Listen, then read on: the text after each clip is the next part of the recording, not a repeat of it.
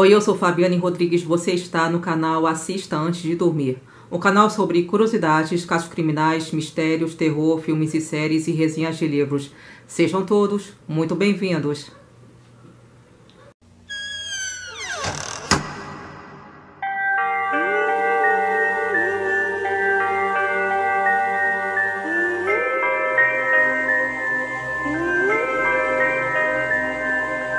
Bom, sempre às quartas-feiras eu trago vídeos voltados para curiosidades sobre o lado obscuro da vida. Fatos reais por trás de um filme, de uma série, de personagens famosos de filmes de terror. Falo sobre o lado obscuro das coisas e trago também análises de filmes e séries documentais e resenha ou resumo de livros que sejam mais voltados para o crime. Bom, eu vou retomar agora a sequência de vídeos que eu estava trazendo aqui para o canal, sempre às quartas-feiras, e que infelizmente eu tive que interromper esse trabalho devido a esse lance todo de estudos, de provas da faculdade. E nessa sequência que eu estou trazendo, eu trago o resumo de um livro sobre um dos casos mais emblemáticos que aconteceu aqui no Rio de Janeiro, que é a morte do menino Henry. E para quem quiser saber, o livro que eu estou utilizando como fonte para essa sequência de vídeos se chama Caso Henry, Morte Anunciada, livro escrito pela jornalista e advogada Paula Serra, que foi a primeira a divulgar sobre esse caso que repercutiu aqui no Brasil. E esse vídeo é a parte 8 da sequência, e aqui eu vou falar sobre a dupla personalidade de Dr. Jairinho, que foi um dos parlamentares daqui do Rio de Janeiro e foi também um dos protagonistas do crime que causou a morte do menino Henry. Então, gente, é isso. Eu espero que vocês gostem. E esse é mais um vídeo do quadro Quartas Assustadoras.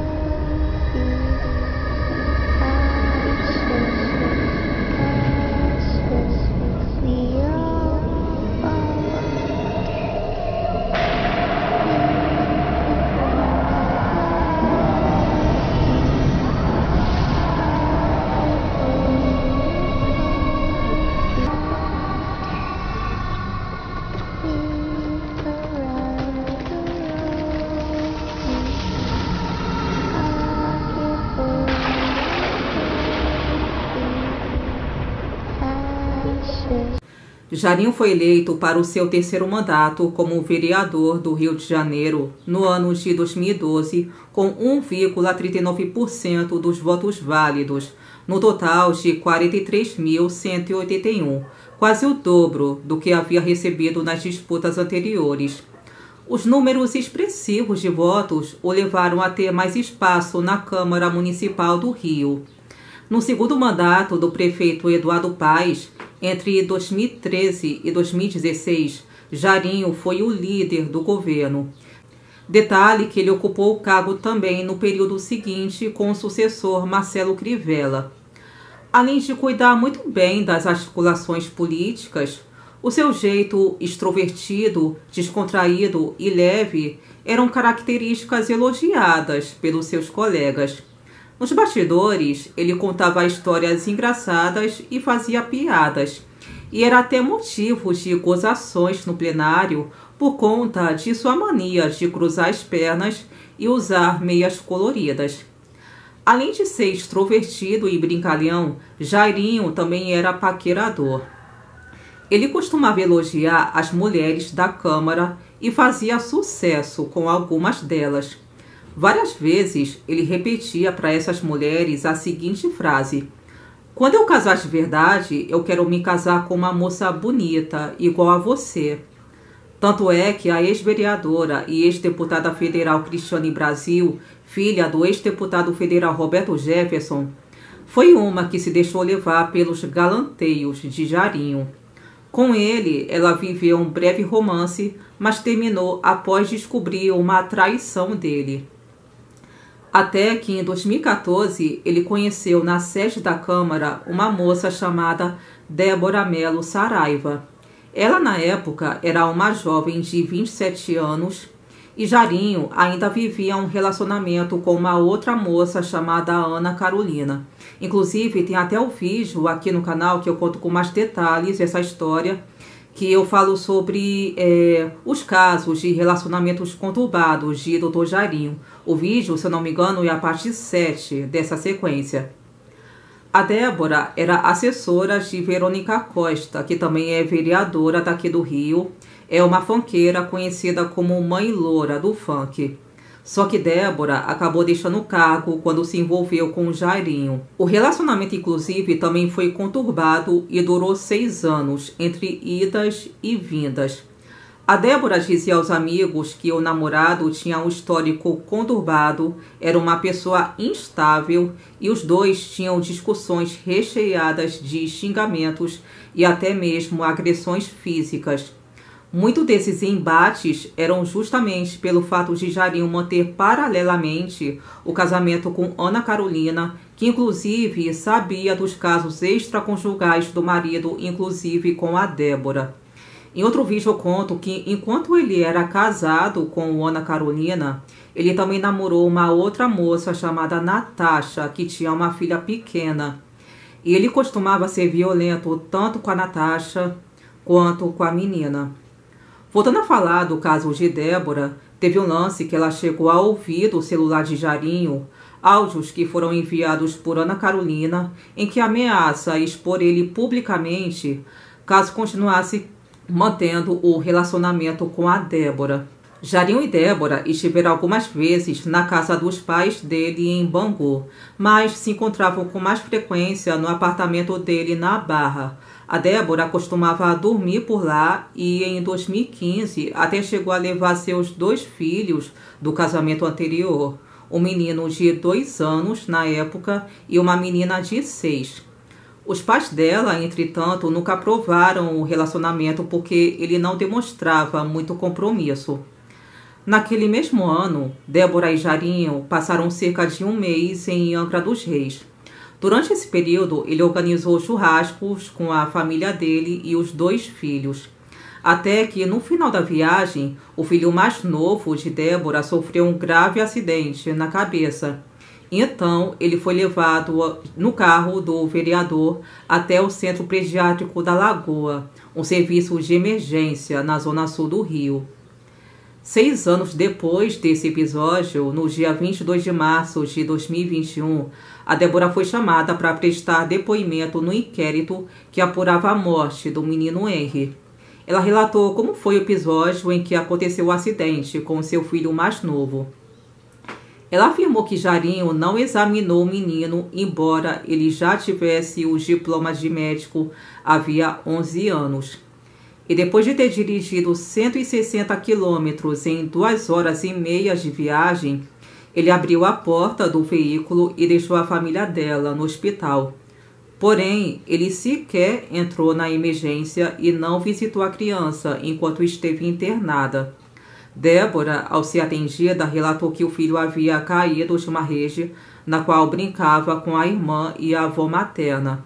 Só que, no depoimento, ela disse que não se lembrava o motivo pelo qual Jarinho não ficou no centro pediátrico na Lagoa com a criança e negou que ela e seus filhos tivessem sofrido agressões por parte dele. Detalhe que ela esteve na 16ª DP acompanhada do pai, que é advogado, chegou lá e saiu pela porta dos fundos com o rosto coberto para não falar com os jornalistas. O relacionamento de Débora com Jarinho durou até chegar o momento em que ela descobriu o namoro dele com a Monique através de postagens do Instagram. Isso foi em outubro de 2020. Ela disse que na época ficou com muita raiva e preferiu se afastar. Jarinho, por sua vez, negou para ela o tempo todo que estava com a Monique e até pediu para que a Débora não entrasse em contato com a sua nova namorada. A Débora, de sua parte, não só ameaçou o Jarinho em falar com a Monique, como também acabou o fazendo. Ela foi falar para a Monique que namorava o Jarinho havia já 6 anos e a Monique, em resposta, disse para Débora que estava sim namorando ele. Depois a Débora enviou pelo WhatsApp prints da conversa dela com a Monique para o Jairinho ver e foi cobrar satisfações dele. Eu vou até ler aqui no livro essa troca de mensagens, tá? Ó, a conversa começa assim. A Débora fala: me respeite, faça essa gentileza, por favor. Aí o Jairinho responde: vi os prints, mas não condizem com a realidade. Você quer terminar nosso namoro? Uma loucura da sua parte. Realmente é surreal. Débora responde: quero sim. Me faça essa gentileza. Devo ser louca. Mais alguma ofensa? Porque até agora não lhe ofendi, mesmo podendo. Jairinho então responde: não é louca. É uma loucura terminar nossa relação assim, por alguém e algo que realmente não vale a pena. E detalhe também que 2 dias depois, o Jairinho a procurou novamente e dessa vez enviou para ela uma longa mensagem de texto, um textão, na verdade, que está até aqui no livro e eu vou ler para vocês agora. O texto diz assim: queria muito entender o que se passa nessa cabeça. O que mais me encantava era a sinceridade, a pureza, a certeza de a vida ter dado uma pancada sem ter dado a chance de acertar. É tão difícil compreender as emoções quando se rompe uma relação. Às vezes temos certeza que tudo passou e de repente tudo volta. Como definir se o que sentimos é amor ou não? Se é saudade ou solidão? Tristeza ou decepção? Aceitar os altos e baixos, os enganos, os tropeços, as dúvidas, a falta de controle. Aceitar a não certeza, o não acesso ao que o outro sente ou pensa, a incoerência do humano, a fraqueza, o medo, a culpa, o erro que não tem conserto, a marca da mentira e o que fazer com tudo isso. O tempo não volta e as coisas não se apagam, mas nada vai permanecer do jeito que está. A incerteza do futuro corrói o medo do que virá. O choro que insiste em voltar, a vida que segue, o tempo que insiste em passar, a confusão que não consegue chegar ao fim. Tempos distintos, tempos diversos, tempos de cada um. Amor perdido, amor doido, amor esquecido. Quando? Quando você estiver preparada para correr o risco de passar por tudo isso de novo e lembrar da abundância de felicidade no coração que ama, é amado também. Você é outra pessoa, infelizmente. Pedir tanto que fosse diferente, o amor verdadeiro é muito difícil de encontrar, mas quando você achar, 2 finais de semana, telefone desligado, causar apreensão. Será que isso vale a pena? O tempo vai lhe mostrar que essa troca foi equivocada. Não vai somar nada na sua vida. Eu achei que isso poderia acontecer, falei tanto, pedi tanto para que não deixasse apagar sua luz. Tem tanta vida pela frente, pelo amor de Deus. Você não viu mesmo que isso nada iria mudar seu futuro? Por que essa escolha? Será que a vida não ensinou? Enfim, escrevi para que faça uma reflexão futura. Juro que não sei como e com quem vai tocar.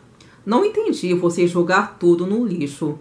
Não é possível você não enxergar que mudou, que você está mais velha. Você pode ir onde quiser, pode até estar achando que está com a vida boa e no caminho certo. Deus queira que não dê com a cara no muro. Linda, assim como eu me arrependi, você vai também. Me sinto tão bem com seu abraço, sua conversa. Estou muito mal. Débora, fica à vontade, por favor. Desculpe de verdade ser tão inconveniente. Tô com vergonha de mim. Devo ser realmente muito trouxa. Desculpe de verdade. Você deixou muito claro para mim. Abri meu coração, mas não deu. Pode seguir. Acho que colocamos definitivamente um ponto final. Tô tão arrependido, você não tem ideia. Fica bem. Um dia, de repente, a gente possa ser amigo. Se cuida, cara, que esse mundo não tá fácil. Detalhe que a essa altura do campeonato, Débora e Jarinho ficaram sem se falar por quase 2 meses. Só que mesmo assim, ele insistia em ligar para ela e mandar mensagens, às vezes até de madrugada. Ele até passava dias sem fazer contato, mas continuava negando que estava com a Monique. Em janeiro de 2021, pouco tempo antes de ter acontecido o crime que matou o menino Henry, os dois chegaram a se encontrar 3 vezes e até ficaram juntos em fevereiro, que foi quando ela decidiu bloquear Jairinho no WhatsApp. Ele então passou a enviar mensagens de SMS para ela, até que no dia 8 de março, quando finalmente aconteceu o crime que matou o menino Henry, a Débora tinha enviado uma mensagem de tarde para ele dizendo: "Tô cansada de você." Ou seja, da parte dela, ela queria cortar definitivamente os laços com o Jairinho, né? Até que, quando era por volta de 1h50 da madrugada, 2 horas antes do menino Henry ser levado às pressas para o hospital, ele enviou uma mensagem para ela falando: "Pelo amor de Deus." Inclusive, 5 horas depois de ter sido confirmada a morte do menino pela equipe médica da unidade de saúde, o Jairinho continuava conversando com a Débora e ele nem contou para ela o que havia acabado de acontecer com o menino.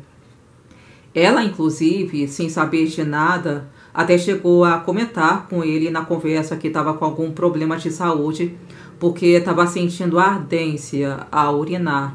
E ele, tentando dar uma de bonzinho, falou: "Você tem que se tratar, tem que fazer exame, que não sei o quê." Detalhe que a Débora só ficou sabendo da morte do menino Henry através de amigos e de reportagens da imprensa. E detalhe também que 2 dias antes dela ir para a delegacia depor, a Débora chegou a ligar para a ex-cunhada, a Thalita, irmã do Jairinho, para se informar a respeito da intimação, sobre o que ela ia falar para a polícia. A Thalita também não contou para ela o que havia acontecido em relação ao menino.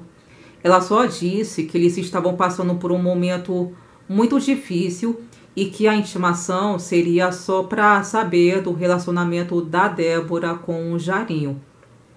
Então, pelo visto, né, a Débora recebeu a intimação para depor na delegacia, só que ela não sabia por quê, né? Tanto é que o Jairinho ligou para ela para tranquilizá-la e disse que a polícia só precisava saber sobre o envolvimento dos dois e se ele era agressivo. No mesmo dia, um advogado entrou em contato com ela para reforçar a afirmação do Jairinho. Ele falou que ela deveria ficar calma, para não entrar em pânico, era só para ela contar a verdade. Horas depois, o próprio Jairinho telefonou para a Débora diversas vezes, mas ela não atendeu. Até que no dia 16 de abril, 25 horas depois de ter prestado o depoimento, a Débora foi à procura do delegado e voltou atrás nas primeiras declarações. Em novo depoimento, ela narrou durante 4 horas episódios de violência que sofreu por parte de Jairinho, que foram tantos que ela até perdeu as contas de quantas vezes isso aconteceu. Na delegacia, ela alegou ter mentido no primeiro depoimento e omitido informações por ter se sentido ameaçada por ele. Ela lembrou como foi a conversa dela por telefone com o Jairinho ao receber a intimação. Aí o Jairinho falou para ela assim: "É só você falar a verdade, amor." Aí a Débora falou: "A verdade? Você tem certeza que quer que eu diga a mesma verdade?" Aí o Jairinho falou: "É, você vai dizer a verdade." Só que a Débora disse na delegacia que, pelo tom de voz do Jairinho, ela não poderia contar a verdade sobre a situação dela a respeito do relacionamento dos dois. Ela também não poderia falar o que sabia, até porque, naquele momento, o Jairinho ainda estava em liberdade.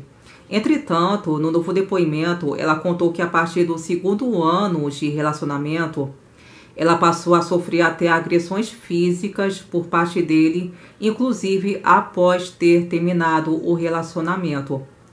A primeira vez que isso aconteceu foi em 2016, no dia que ela foi mexer no celular do Jarinho e descobriu uma troca de mensagens dele com Ana Carolina, com quem ele tinha outro relacionamento paralelo. Na verdade, ele era casado com a Ana Carolina, né? A Débora acordou o Jarinho naquele dia que estava dormindo e ele ficou transtornado. Ele segurou essa moça pelo braço e disse que ia sumir com ela, simulando o assalto. Segundo o relato dela, Jarinho teria a jogado no sofá e começou então a esganá-la, apertando seu pescoço a ponto dela não conseguir mais respirar. Até que, de forma súbita, a feição dele mudou, ele a soltou e falou: "Vamos dormir". Em outra ocasião, no mesmo ano, Débora teria sido chutada por Jarinho e fraturou um dos dedos do pé. Já em 2020, ocorreu outro episódio na casa da família dele, em Mangaratiba, em que ela tentou ver o celular do Jarinho e ele então aplicou um mata-leão nela, a arrastou pela casa e lhe deu mordidas no couro cabeludo. A Débora também relatou várias situações vividas por seu filho mais novo, que o próprio menino contou para ela depois do ocorrido. A primeira delas ocorreu em 2015, enquanto ela dormia. Jarinho colocou na boca do menino um papel, um pano, e disse que ele poderia engolir. Em seguida, ele teria deitado o menino no sofá da sala para depois subir e ficar em pé em cima do garoto, colocando todo o peso, né, de seu corpo sobre o menino, né, que era uma criança. Por sorte, a criança conseguiu escapar e tentou acordar a mãe no quarto. Só que, segundo o relato da Débora na delegacia, ela acreditava que estava dopada naquele dia, pois ela teria visto um pó branco na taça em que havia bebido água e refrigerante na noite anterior. Jarinho ainda foi atrás do menino e o levou até o estacionamento. Ele colocou um saco plástico na cabeça do garoto e ficou dando voltas com o carro dentro do condomínio em Jacarepaguá, onde havia comprado um apartamento para se encontrar com a Débora 2 vezes por semana. Em outro episódio, Jarinho pediu para levar sozinho o filho de Débora a uma casa de festas na Barra. Pouco tempo depois, ele ligou para ela dizendo que o menino havia torcido o joelho. O garoto foi levado a uma clínica particular do bairro e ali ele foi diagnosticado com uma fratura no fêmur. A criança foi encaminhada ao Hospital Municipal Lourenço Jorge, que fica próximo dali.